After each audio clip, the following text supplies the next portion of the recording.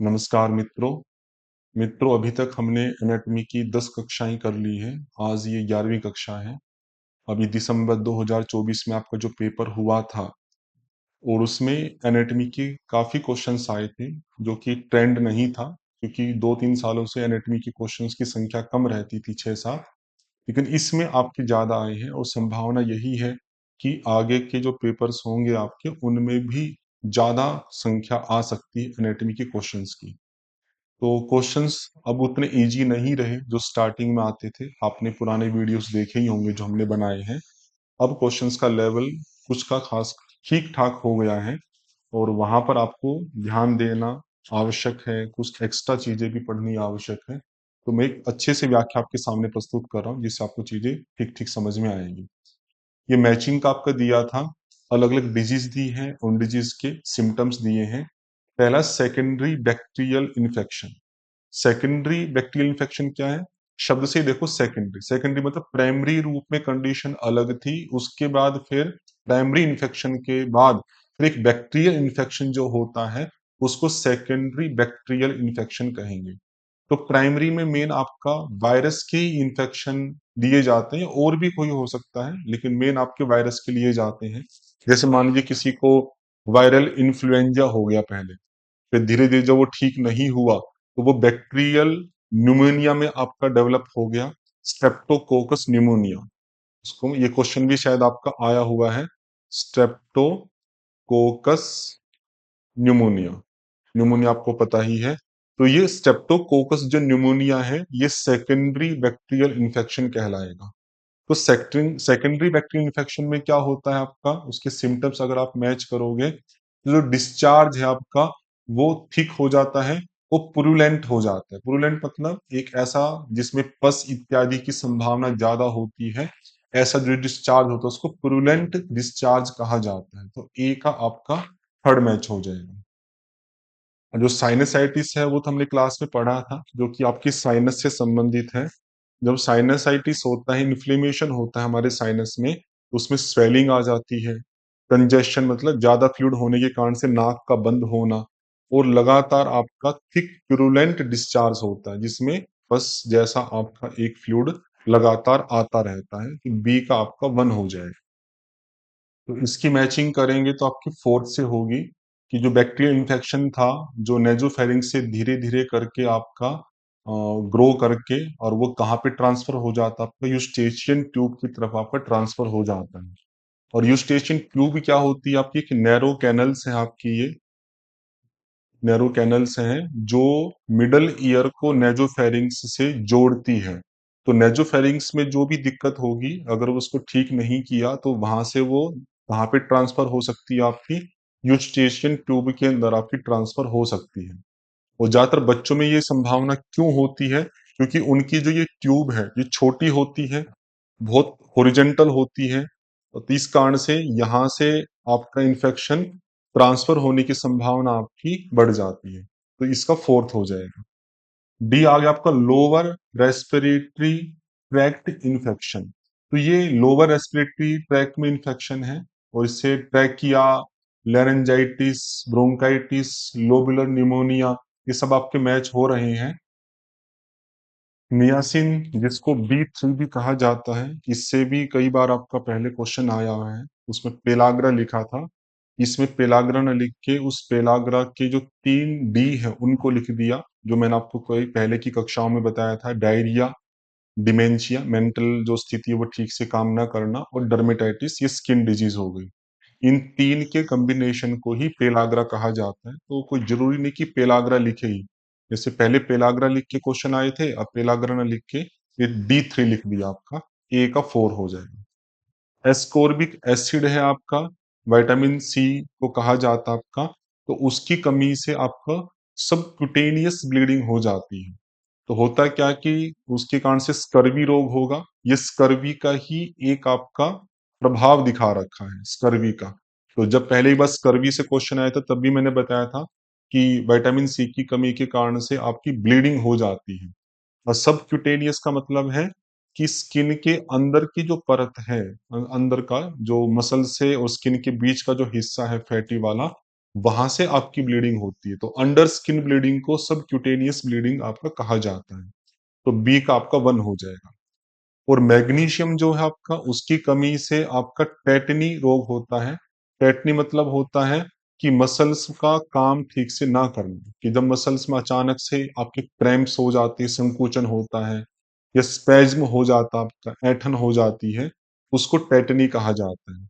और ये ज्यादातर आपके हाथ में, पैर में, चेहरे में या गले की मांसपेशियों में ही होता, मसल्स के अंदर। वैसे इसका जो कई कारण हैं, एक लिखा है यहाँ पे, मेन कारण इसका कैल्शियम की कमी है।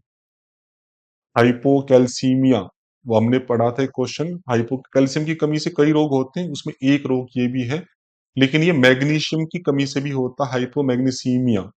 और भी कारण हो सकते हैं, तो यहाँ पे मैग्नीशियम वाला दिया, तो हो सकता है कभी कैल्शियम वाला भी पूछ ले। कैल्शियम की कमी से भी टेटनी रोग आपका हो जाता है। तो टेटनी में वही है, मसल्स में क्रैम्प्स होंगे, स्पैज्म होंगे, टिंगलिंग होगी, आपकी झुंझनी टाइप की होगी, हाथ में, पैरों में, फिंगर्स में, और जकड़न हो सकती है हाथ पैर में, और ब्रीदिंग में भी दिक्कत हो सकती है यदि लैरिंग्स में अगर आपका स्पैज्म हो जाता है। लैरिंजियल स्पैज्म उसको कहा जाता है, लैरिंजियल स्पैज्म, स्पैज्म। इस प्रकार के प्रभाव वहां पर देखने में आते हैं। और थियामिन, ये हमने पहले पढ़ा ही, आपका B1, उसकी कमी से आपका पोलिन्यूरोटिस पहले नहीं आता था, इस बार इन्होंने दे दिया है, तो इसको भी आप ध्यान रखिए। पहले ज्यादातर आपका बेरी बेरी आता था, अब बार पोलिन्यूरोटिस दे दिया। पोलिन्यूरोटिस मतलब जो पेरिफेरल नर्व है उसके अंदर अगर आपकी इन्फ्लेमेशन हो जाती है तो उसको पोलिन्यूरोटिस आपका कहा जाता है। और एक बात मैं और संकेत करना चाहता हूँ कि जैसे ये क्वेश्चंस आए हैं आपके दिसंबर 2024 में, तो बच्चे एकदम से परेशान हो जाते हैं कि इतना कठिन क्वेश्चन है, कैसे होगा। ये लगभग सब हमने पढ़े हुए हैं। कोई एक एक चीज हो सकती है हमने नहीं पढ़ी हो, जैसे ओटाइटिस मीडिया नहीं पढ़ा है, और सेकेंडरी बैक्टीरियल इन्फेक्शन का उस तरह से नहीं पढ़ा, बाकी ये स्टेप्टोकोकस न्यूमोनिया हमने पढ़ा है। तो अगर आप मैच करते हो, जैसे साइनसाइटिस तो हमने अच्छे विस्तार से पढ़ा था, और वो हमें दिख भी रहा है कि स्वेलिंग, कंजेशन है, थिक प्रूलेंट डिस्चार्ज आपका 1 हो रहा है। इस एक से ही आपका आंसर सही हो जाता है, सेकंड ऑप्शन बी का 1। तो हमें धैर्य रखना चाहिए, जैसे जल्दबाजी में कि अजीब अजीब से वर्ड दिखाई दिए तो परेशान नहीं होना है। अगर आप ध्यानपूर्वक देखेंगे, कुछ ना कुछ कहीं कहीं तो पूरा ही पढ़ा हुआ आता है क्वेश्चन, कहीं कहीं पर 50% भी यदि हमें पता है तो हम उससे आंसर चूज कर सकते हैं। ये क्वेश्चन तो हमने पढ़ा ही हुआ, नियासिन हमने पढ़ा है, थियामिन हमने पढ़ा है, एस्कोर्बिक एसिड हमने पढ़ा है। मैग्नीशियम वाला जो टेटनी था नहीं पढ़ा था, तो कोई बात नहीं, एक दो का हमें पता था, उस हिसाब का ऑप्शन ठीक हो सकता था। तो इस बात को आप विशेष रूप से ध्यान रखिएगा। प्रश्न है आपका, the food groups which favour slow release of sugar into small intestine and its absorption into blood are known as. कि वो आपको खाद्य का ग्रुप बताना है जिसका जिसके द्वारा जो शुगर आपके शरीर में बनेगा वो धीरे धीरे बनेगा, स्लो होगा स्मॉल इंटेस्टाइन के अंदर, और उसका जो एब्जॉर्प्शन है ब्लड में वो भी आपका धीरे धीरे होगा। मतलब शुगर बनने की जो प्रक्रिया है स्मॉल इंटेस्टाइन में, या उसका जो अवशोषण है वो स्लो होता है, ऐसा फूड ग्रुप आपको बताना है। एक नए प्रकार का विषय है ये। इसको समझने के लिए आपको जीआई को समझना पड़ेगा। जीआई फूड का मतलब क्या होता है। जीआई की फुल फॉर्म होती ग्लाइसेमिक इंडेक्स।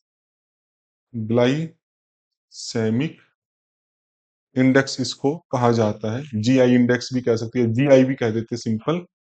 ग्लाइसेमिक इंडेक्स का अभिप्राय है कि हमने कोई कार्बोहाइड्रेट वाला भोजन खाया, और खाने के बाद कितनी जल्दी वो आपके ब्लड के अंदर ग्लूकोज के लेवल को बढ़ा पाएगा। जैसे हमने खाना खाया, उस खाने के अंदर आपका स्टार्च था, और वो स्टार्च जब हमने खाना खा के पेट में पहुंचा, वो खाना कितनी जल्दी वो ब्लड के अंदर ग्लूकोज के रूप में आ जाएगा, उस स्पीड के आधार पर आपका ये इंडेक्स बनाया जाता है, जिसको ग्लाइसेमिक इंडेक्स कहा जाता है। ध्यान रखिएगा इसको। तो ग्लाइसेमिक इंडेक्स का जो रैंक होती है वो 0 से 100 के बीच में होती है, पॉइंट वाइज। और उन पॉइंट को अगर आप करोगे तो इसके कई पॉइंट होते हैं। जैसे पहला आता है 0 to 55, इसको लो जीआई फूड कहा जाता है। अर्थात लो जीआई का मतलब इन इन फूड का जो डाइजेशन है, पाचन, वो धीरे धीरे होगा। धीरे पाचन होगा तो उस कार्ब से आपकी जो ग्लूकोज मिलेगी ब्लड के अंदर वो भी धीरे धीरे बढ़ेगी, मतलब एनर्जी धीरे प्राप्त होगी। तो जब हमें धीरे-धीरे प्राप्त होगी तो इनको लो जीआई फूड कहा जाता है और वही यहाँ पे क्वेश्चन पूछा था, तो फर्स्ट आपका आ जाएगा। अगला आता है आपका 56 से 69 तक आपका, जिसको मीडियम जीआई फूड कहा जाता है। मतलब मॉडरेट हो गया, मतलब बहुत स्लो नहीं है तो बहुत फास्ट भी नहीं है, अर्थात मध्यम स्तर की गति से आपका ब्लड में शुगर का लेवल बढ़ेगा खाना खाने के बाद।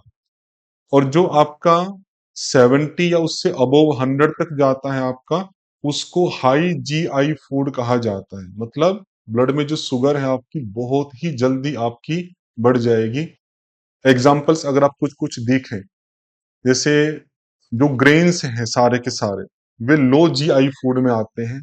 या आपके बीन्स हैं, या नॉन स्टार्च वाली वेजिटेबल्स हैं, फ्रूट्स हैं, जैसे सेब आदि हो गया, या कुछ डेयरी प्रोडक्ट्स हैं, दूध आदि, ये लो जीआई फूड के अंतर्गत आपके स्वीकार किए जाते हैं। और मीडियम जीआई फूड के अंदर आपका जैसे ब्राउन राइस है, पाइनएप्पल है, पका हुआ केला है, किशमिश है, ये या बासमती राइस है, इनको मीडियम जीआई फूड कहा जाता है। अर्थात ये जल्दी पाचन करके आपको ग्लूकोज लेवल बढ़ा पाएंगे। और हाई जीआई फूड में आपका जैसे व्हाइट ब्रेड है, या ग्लूकोज ही डायरेक्ट ले रहे हैं, उसका तो जीआई आपका रैंक 100 ही होगा। या कॉर्न फ्लेक्स खा रहे हैं, उसका लगभग 80 के आसपास आपका जीआई रैंक होता है। या पोटैटोज ले रहे हैं आप, वाटरमेलन ले रहे हैं, ये सब आपके हाई जीआई फूड के अंतर्गत आपके स्वीकार किए जाते हैं। तो अच्छा क्वेश्चन था, एक नया कॉन्सेप्ट था आपका, इसलिए मैंने विस्तार से आपको बताया। तो इसका फर्स्ट ऑप्शन आपका होगा लो जीआई फूड। अगला प्रश्न देखिएगा। तो थायरोटॉक्सिकोसिस एक जो रोग है आपका, उसके सिम्टम्स यहाँ पे दिए हैं और उनकी ग्रुपिंग हमें करनी है। तो उसके लिए हमें पहले इस शब्द को समझना पड़ेगा, थायरोटॉक्सिकोसिस क्या होता है। तो थायरो से तो हमें ये पता लग रहा है कि ये थायराइड हार्मोन से रिलेटेड है, और इसमें उनका एक्सेस हो जाता है। जब आपके T3 और T4 ये दो हार्मोन्स एक्सेस मात्रा में आपके ब्लड स्ट्रीम में आ जाते हैं, तो उसको कहा जाता है थायरोटॉक्सिकोसिस। थायरो का टॉक्सिक हो गया, और ये स्थिति बनती है आपकी हाइपरथायराइडिज्म के अंदर। हाइपरथायराइडिज्म हमने पढ़ा ही है, और इसी को हम अगर ऑटो इम्यून दृष्टि से कहें तो ग्रेव्स डिजीज भी कहा जाता है। इसमें कई तरह के सिम्टम्स आते हैं।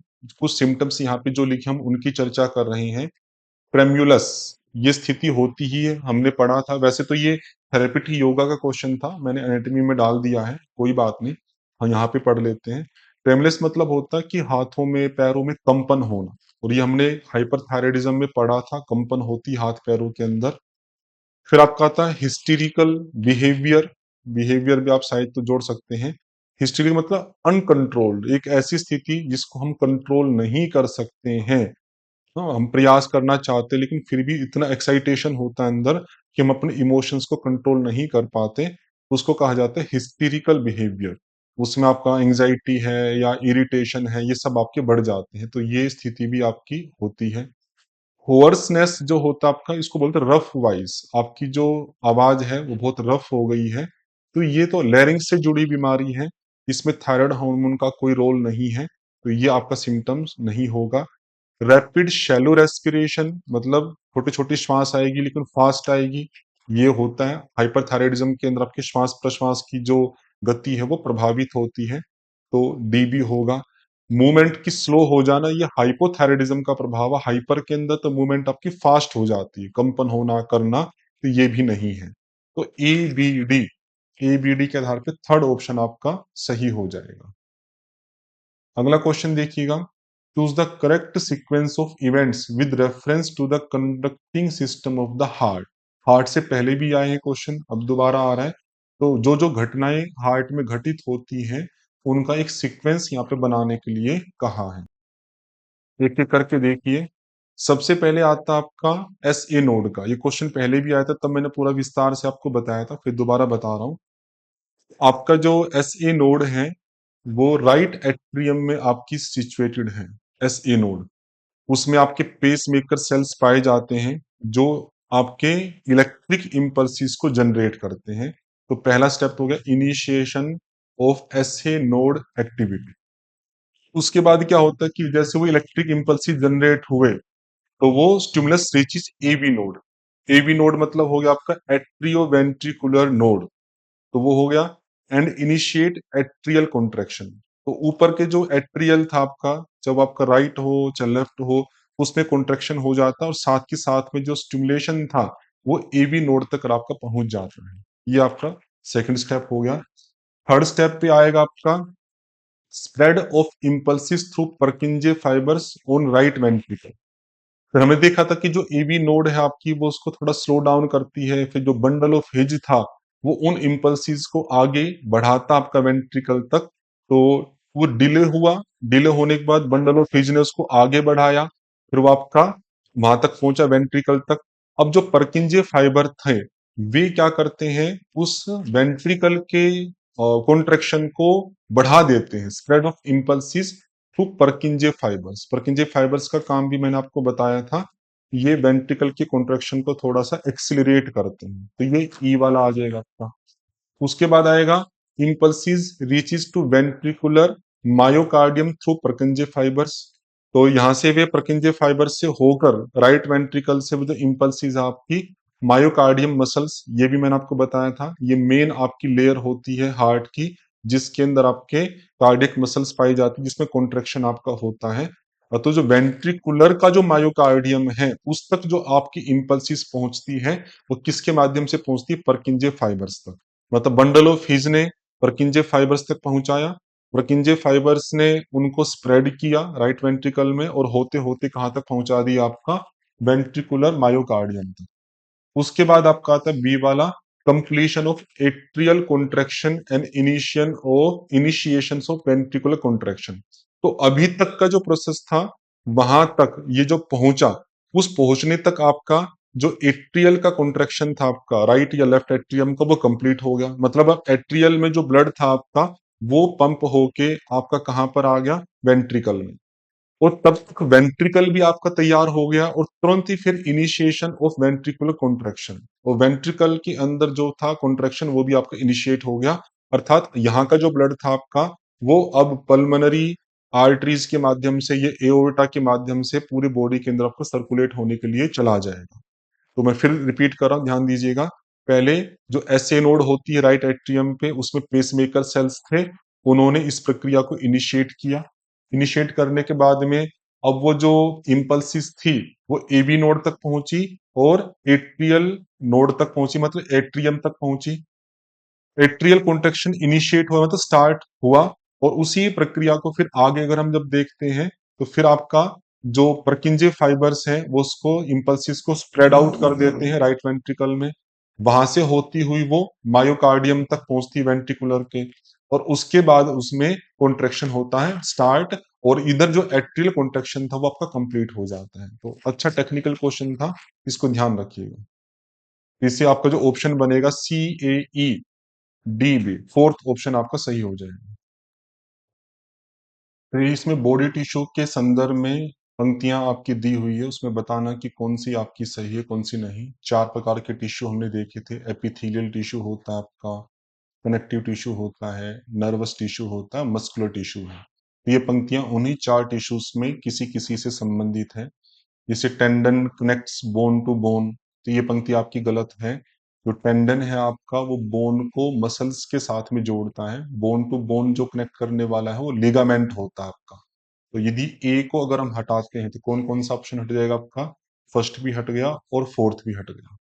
सेकंड और थर्ड में देखते हैं तो डी कॉमन है, दोनों में सही है। डी देखो, blood and lymph are connective tissue, बिल्कुल सही बात है। कनेक्टिव टिश्यू के 5 टाइप मैंने आपको बताए थे, उसमें एक लिक्विड कनेक्टिव टिश्यू था, उसमें 2 एग्जांपल थे आपके, ब्लड और लिम्फ। तो डी आपका सही है। With distinctive collection of cell, दोनों में जो सेल्स का कलेक्शन है वो अलग अलग है।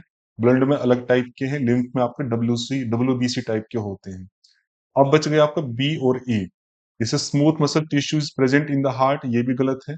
जो स्मूथ मसल्स टिश्यू हैं वे हार्ट में नहीं होते, एलिमेंट्री कनाल आदि अदर चीजें हार्ट में आपके कार्डियक टिश्यूज होते हैं। तो ये पंक्ति गलत है। अब बी और डी में देखो, ई है, सॉरी बी और ई में से ई है, ए न्यूरॉन और nerve tissue is made up of cell body and axon. तो ये आंशिक रूप से सही है, पूरा सही नहीं है। हमने देखा था न्यूरॉन के अंदर 3 आपके पार्ट होते हैं, सेल बॉडी, एक्सोन और आपका डेंड्राइट। तो यहाँ पे 2 लिखा है, तो 2 नहीं है, 3 है उसके अंदर, इस दृष्टि से ये गलत हो जाएगा। एपिथेलियल के बारे में लिखा, एपिथेलियल जो टिश्यू है cover body surface and inner cavities, ये बिल्कुल सही है। ये भी हमने क्लास में पढ़ा था कि बॉडी की जो सरफेस की कवरिंग है या जो इनर कैविटीज के अंदर की जो लेयर है वो किससे बनती है, आपकी एपिथेलियल टिश्यू से बनती है, जो हमारे शरीर की सुरक्षा रखती है। तो उस आधार पर आपका ऑप्शन बनेगा बी और डी, थर्ड ऑप्शन आपका सही हो जाएगा। अगला क्वेश्चन देखिए, आपके अलग अलग प्रकार की इम्यूनिटी दी गई है और उनके फंक्शंस दिए हैं। इम्यूनिटी से भी बहुत कम क्वेश्चंस आपके आते हैं, तो ये आपका क्वेश्चन आया हुआ है। तो ये इम्यूनिटी हमने दो प्रकार की वहां पर देखी थी, विशेषतः जो हमने लिम्फेटिक सिस्टम पढ़ा था। एक इन्नेट इम्यूनिटी देखी थी जिसमें फर्स्ट लाइन ऑफ डिफेंस और सेकंड लाइन ऑफ डिफेंस आया था, ये नॉन स्पेसिफिक थी आपकी। और एक एडेप्टिव इम्यूनिटी देखी थी आपकी, ये स्पेसिफिक इम्यूनिटी कही जाती है जिसमें मेमोरी भी आपकी डेवलप होती है। तो एडेप्टिव इम्यूनिटी का तो बिल्कुल स्पष्ट पता लग रहा है हमें, immunity against a specific antigen after exposure. तो ये पहले से हमारे अंदर नहीं होती है, जब किसी पैथोजन का या किसी एंटीजन का एक्सपोजर होगा उसके अगेंस्ट में हमारा शरीर इस इम्यूनिटी को डेवलप करता है। जैसे भी कोरोना वायरस था, एक प्रकार का एंटीजन था, उसका एक्सपोजर हुआ तो हमारे शरीर ने उसी के अनुरूप ही इम्यूनिटी डेवलप करनी शुरू की, इसको एडेप्टिव इम्यूनिटी कहा जाता है। तो अगर प्रश्न आप करना चाहो तो ए के 4 से ही आपका आंसर सही हो जाएगा, लेकिन बाकी को भी हम समझते हैं। ये तो पहला हो गया। जो एक वर्ड और है, इन्नेट इम्यूनिटी। इन्नेट इम्यूनिटी जो दूसरा टाइप है, ये एक प्रकार की जेनेटिकली डिटरमाइंड इम्यूनिटी होती है। जेनेटिकली का अभिप्राय है आपका, आप एडेप्टिव के साथ में कंपैरिजन करके देखिए। एडेप्टिव तो तब आपकी बनी जब आपका एक्सपोजर हुआ, आपके अंदर पहले से नहीं थी। जिस प्रकार का वायरस है, बैक्टीरिया है, उसी प्रकार की इम्यूनिटी आपका शरीर डेवलप करता है। लेकिन ये जो इम्यूनिटी है इन्नेट वाली, ये जेनेटिकली हमारे शरीर के अंदर पहले से ही होती है, ये किसी एक्सपोजर के कारण डेवलप नहीं होती, ये बचपन से हमारे अंदर होती है। इसको नॉन स्पेसिफिक इम्यूनिटी आपका कहा जाता है। तो ये इन्नेट वाला फर्स्ट के साथ आपका मैच करेगा। टी सेल जो इम्यूनिटी है, ये उतना अच्छा मैच नहीं हो रहा है, लेकिन फिर भी आप जोड़ सकते हैं। ये लोकल इन्फ्लेमेशन के साथ आपका जोड़ा जाएगा। टी सेल हमने देखा ये एडेप्टिव इम्यूनिटी का पार्ट होता है, टी सेल और बी सेल। तो टी सेल का कोई और बेटर ऑप्शन नहीं बन रहा, क्योंकि बी सेल हमें पता है ये प्रोडक्शन ऑफ एंटीबॉडीज कि एडेप्टिव इम्यूनिटी में जो बी सेल था वो प्लाज्मा में कन्वर्ट होता है आपका, और वो प्लाज्मा क्या करता है, अलग अलग प्रकार की एंटीबॉडीज का प्रोडक्शन करता है। तो बच गया आपका टी सेल का थर्ड, कि local inflammation immunity in near by tissue, कि आसपास के जो टिश्यूज हैं वहां पर इम्यूनिटी करता है, इन्फ्लेमेशन प्रोड्यूस करता है ये टी सेल का। तो उतना सहमत नहीं हूं मैं इसके अंदर। ये इन्नेट के अंदर भी जा सकता है, लेकिन कोई और बेटर ऑप्शन नहीं बन रहा है, तो यही हमें चूज करना पड़ेगा। इसका आंसर भी ध्यान रखिएगा। अगला आप देखिएगा, choose the correct sequence of muscle movements during a normal inhalation process. Normal inhalation में ज्यादा डीप क्वेश्चन पहले नहीं आए थे, बाकी मैंने बता दिया था कि इनहेलेशन में कौन कौन सी मसल्स काम करती है, नॉर्मल में भी और डीप फुल में भी। और ऐसे ही आपके डीप एक्सहेलेशन में कौन कौन सी मसल्स काम करती है, उनके नाम भी हमने देखे थे। तो यहाँ पर इन्होंने सीक्वेंस पूछा है कि क्या सीक्वेंस आपका रहेगा। तो ये जो सीक्वेंस इन्होंने बनाया है इसका, वो काफी कठिन है समझने की दृष्टि से भी, और जिसकी बहुत डीप स्टडी है वही इसको सही कर सकता है। नॉर्मल स्टडी में इसका ठीक कर पाना काफी कठिन है, क्योंकि नॉर्मली हम क्या पढ़ते हैं, जैसे मैंने आपको बताया था, नॉर्मल इनहेलेशन में दो मसल काम करती है, एक डायफ्राम काम करता है, एक एक्सटर्नल इंटरकोस्टल मसल काम करती है। तो उतना तो इन्होंने दिया नहीं। और जो फोर्सफुली एक्जेलेशन है उसमें 5 मसल्स काम करती थी, तो उसमें इंटरनल इंटरकोस्टल था, रेक्टस एब्डोमिनस आदि आदि कई नाम आपके देखे थे। अब यहाँ पे उनके नाम भी इन्होंने डाल रखे हैं, इससे कंफ्यूजिंग काफी हो गई है। फिर भी अगर आपका क्वेश्चन दिया उस आधार पे क्या क्या हो सकता है, वैसे आप समझिएगा। तो सबसे पहले जब हम नॉर्मल इनहेलेशन करते हैं तो डायफ्राम में ही कॉन्ट्रेक्शन होता है, डायफ्राम के बाद में फिर आपकी इंटरकोस्टल मसल्स काम करती हैं। तो शुरुआत में आपका क्या होगा, एक शॉर्ट इंटरकोस्टल मसल्स होती है जो रिब की स्टेबिलिटी को सपोर्ट करने के लिए आपके चेस्ट के एक्सपेंशन को बढ़ाएगी। ये इनिशिएट करती है शॉर्ट इंटरकोस्टल। लेकिन मेन जो मसल्स है वो डायफ्राम है और एक्सटर्नल इंटरकोस्टल है। तो इस स्टेप के बाद में, ये पहला स्टेप हो गया, कि दूसरे स्टेप पे क्या आ जाएगा आपका, एक्सटर्नल इंटरकोस्टल मसल्स। ये हमने अपनी क्लास में पढ़ा था। ये क्या करेगी, कॉन्टैक्ट होके चेस्ट की कैविटी को एक्सपेंड करेगी, जिससे आपका बाहर की जो हवा है वो अंदर की तरफ आपकी मूव करना शुरू कर देगी, क्योंकि जब तक चेस्ट की कैविटी एक्सपेंड नहीं होगी बाहर की हवा आपके अंदर नहीं आ सकती। ये दूसरे स्टेप पे हो जाएगा। तीसरे स्टेप पे आएगा आपका इंटरनल इंटरकोस्टल मसल्स। वैसे तो ये आपके फोर्सफुली एक्सहेलेशन में काम करती है, लेकिन यहाँ पे लिखा है तो डायरेक्ट इसका नॉर्मल इनहेलेशन में कोई खास रोल नहीं है। लेकिन बस इतना कह सकते हैं आपका कि ये जो फाइबर्स हैं आपके, जो रिब्स के, उनको स्टेबलाइज करने में कुछ काम करती होगी। बस ये आप इसमें देख सकते हैं। और उसके बाद आएगा आपका एब्डोमिनल मसल्स, जो पेट की मसल्स है आपकी। ये भी आपकी रिलैक्स होती है नॉर्मल इनहेलेशन में, जिसके कारण से डायफ्राम को स्पेस मिल जाता है, या एक्सटर्नल इंटरकोस्टल मसल्स को स्पेस मिल जाता है आपका ब्रीदिंग करने के लिए। लेकिन इनका भी जो मुख्य काम होता है आपका, वो फोर्सफुली ब्रीदिंग में ही होता है, इसमें काम नहीं होता। और फिर अगला आता है रेक्टस एब्डोमिनस। ये भी आपका फोर्सफुली एक्सहेलेशन में ही काम करता है। और इसका यहाँ पे काम क्या हो सकता है आपका, कि ये भी डायफ्राम के लिए एक एकोमोडेशन या रिलैक्स होने के लिए एक स्पेस प्रोवाइड करता है, उस दृष्टि से। तो बड़ा कठिन क्वेश्चन है, मुझे भी कोई बहुत प्रॉपर इसकी जानकारी नहीं है। लेकिन जो एक स्टेप यहाँ पे स्वीकार किया है यूजीसी नेट वालों ने, वो मैंने आपको यहाँ पर बता दिया। तो आपका बनेगा BCDEA। फर्स्ट ऑप्शन आपका सही होगा। अगला है एंटी इंफ्लेमेटरी न्यूट्रिएंट्स इंक्लूड। तो एंटी इंफ्लेमेटरी न्यूट्रिएंट्स वो होते हैं जो इन्फ्लेमेशन को रोकते हैं या उसको ठीक करते हैं। एक तरह से आपके एंटीऑक्सीडेंट भी कुछ आ जाते हैं इसके अंदर। तो उनकी लिस्ट यहाँ पे दी है, हमें चूज करना कि कौन कौन से हैं। तो वैसे अगर नॉर्मली आप देखो तो एंटी इन्फ्लेमेटरी जो ऑक्सीडेंट्स हैं, न्यूट्रिएंट्स कई होते हैं, जैसे ओमेगा 3 फैटी एसिड है, विटामिन सी है आपका, विटामिन ई है, या आपका जिंक है, ये सब है, या सेलेनियम है, कुछ फाइबर्स भी हैं। ये सब आपके काम करते हैं। और यहाँ पे जो दिए गए हैं उसमें कुछ तो आपके मैच कर ही रहे हैं, कुछ नहीं मैच कर रहे, तो उनको एक एक करके देखिएगा। एक आपका क्वेरसेटिन जो आपका दिया गया आपका, ये एक प्रकार का नेचुरल एंटीऑक्सीडेंट है जो इन्फ्लेमेशन को कम करता है आपका, हिस्टामाइन और साइटोकाइनिन के रिलीज को कम करके। ये मुख्यतः आपके फ्रूट और वेजिटेबल्स के अंदर पाया जाता है। अगर सोर्स देखो तो एप्पल के अंदर, हाँ, या प्याज के अंदर, ओनियन के अंदर है, बेरीज के अंदर है, ग्रीन टी के अंदर है। मतलब हाई अगर आप लो तो एप्पल में हाई है इसकी मात्रा, ओनियन में वेरी हाई, बहुत ज्यादा मात्रा में पाया जाता है। और बहुत अच्छा होता है शरीर के लिए एंटीऑक्सीडेंट के रूप में या एंटी इन्फ्लेमेशन पर्पज की दृष्टि से। दूसरा है आपका विटामिन ए। इसका कोई डायरेक्ट रोल नहीं आपका एंटी इन्फ्लेमेटरी में, सपोर्ट करता है आपका इम्यूनिटी को, लेकिन एंटी इन्फ्लेमेटरी न्यूट्रिएंट आपका ये स्वीकार नहीं किया जाता है, तो इसको आप हटा दीजिएगा। बी कॉम्प्लेक्स है। बी कॉम्प्लेक्स में आपके बी के अलग अलग प्रकार के विटामिन आते हैं, और उनमें भी मेन कौन से स्वीकार किए जाते हैं एंटी इन्फ्लेमेटरी के अंदर, B6, B9 फोलेट वाला, और B12 साइनोकोबालामिन। ये भी आपके इसमें एंटी इन्फ्लेमेटरी न्यूट्रिएंट्स के रूप में फंक्शन पूरा करते हैं। नेक्स्ट है आपका ओमेगा 3 फैटी एसिड। ये एक स्ट्रोंग आपका एंटी इन्फ्लेमेटरी एजेंट है आपका, जो प्रोस्टाग्लैंडिन्स आदि को या साइटोकाइंस को रिड्यूस करता है। और पोटेशियम है आपका, ये आपके मसल्स के नर्व के फंक्शन में तो काम करता है, लेकिन एंटी इन्फ्लेमेटरी इसका कोई भी कार्य नहीं है। इस आधार पर आपका ऑप्शन बनता है A, C और D। एक अलग प्रकार का क्वेश्चन था, इसको ध्यान रखिएगा। अगला क्वेश्चन है the structure in the muscular tissue which is responsible for the contraction of muscles is.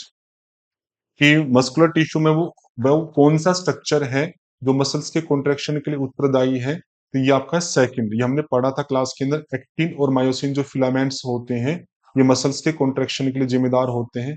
Acetyl कोलाइन है आपका, ये एक प्रकार का न्यूरोट्रांसमीटर है। टेंडन है जो हड्डी को मसल से जोड़ते हैं।